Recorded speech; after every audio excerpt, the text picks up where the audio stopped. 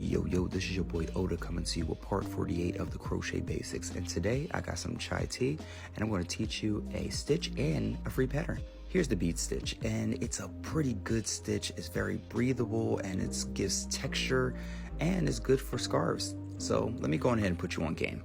So to start, we're going to be doing a chain of any odd number, not even number, any odd number, depending on the size of your project. So I'm going to go with 21 just as an example.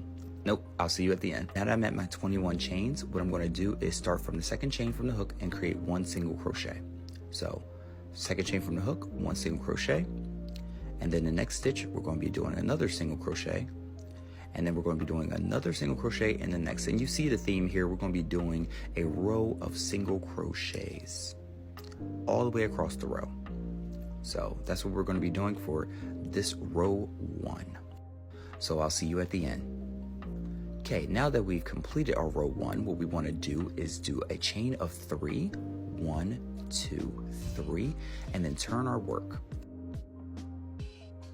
Now I'm going to need you to stop. Stop. What we're going to be doing is we're going to be skipping the first chain and going into the next chain with a double crochet, with one double crochet. Okay, we got the one double crochet there. Stop.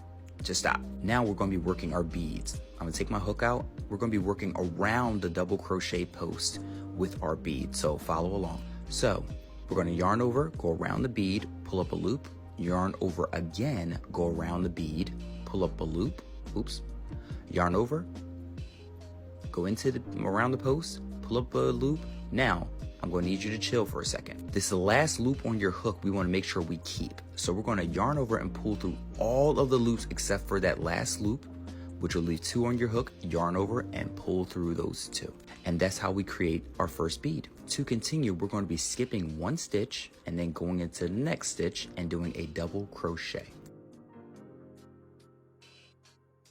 Now we're going to be working on our bead.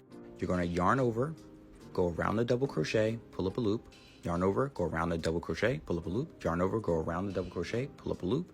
Then that very last loop on your hook we want to keep, so we're going to pull through all except for the last one and then yarn over and pull through those 2, and that's our second bead. Now we're going to skip a stitch and do a double crochet into the next stitch after the skip stitch,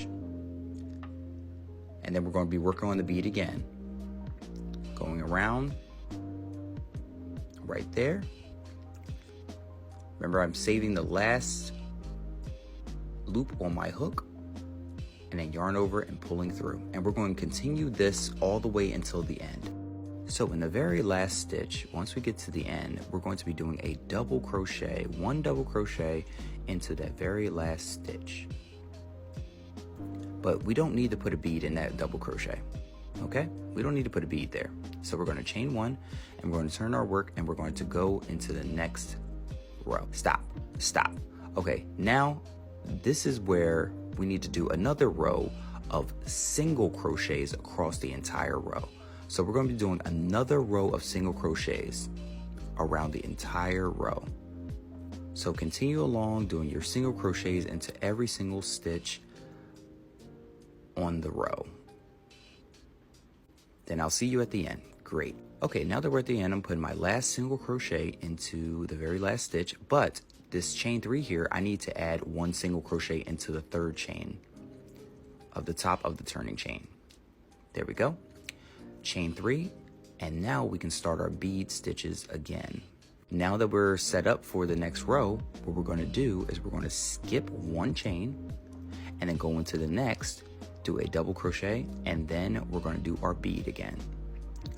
1, 2, 3 times around. Remember, that last loop on your hook is very important. Keep that in mind. And then we're going to continue doing our beads, our skip, double crochet, bead, and there you have it. As an example, I actually did a scarf using the beaded stitch, and this scarf is actually available on my site. It actually does have some fringe at the end of it to give it a little bit more flair, but it's available and it gives a little bit of class too. So there's endless possibilities that you can do with the beaded stitch. Thank you so much for following along with this video, and enjoy the free pattern and the stitch. Follow for more.